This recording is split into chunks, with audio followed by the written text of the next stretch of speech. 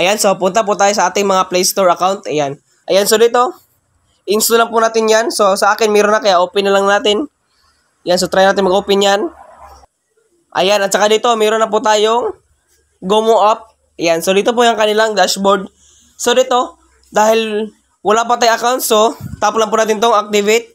Kapag meron naman po, is login na lang po natin yan. Ayan, so ganun lang po kadali. At dito naman po ang kanilang create an account. Ayan, so dito, mag-create tayo ng account. So ito po yung ating step 1. Yan, step 1 po natin yan. So dito yung ating mobile number, yung birthday nyo. Kailangan po kung yung ano po yung nasa ID, pangalan at saka ID. So yun po yung susundin natin. Kahit anong mga valid ID na meron kayo. Sa step 3 na po ito. So tap lang po natin tong got it. Ayan, so dito po sa ating step 3 is dito nakalagay na po agad yung ating Philippines, which is yung ating country. Yung ownership is Filipino.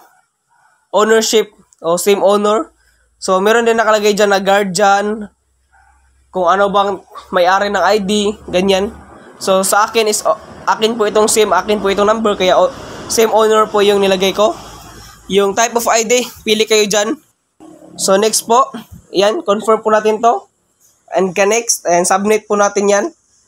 So may magsisend po sa inyong email. Sinabi ko kanina, dapat active po yung ating email, mga email natin.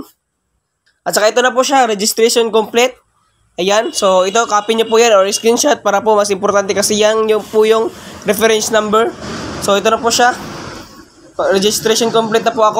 So ayan, lagyan po natin dito yung ating mga mobile number. So yung mobile number na gamit natin kanina at saka yung 6-digit PIN code.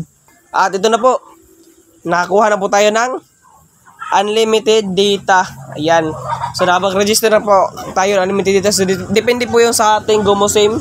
Meron naman kasing Gomo SIM na like 30 gig lang, 8 gig, 8 gig, tag 2 gig, ganyan. So depende po yun. So sa akin kasi is unlimited.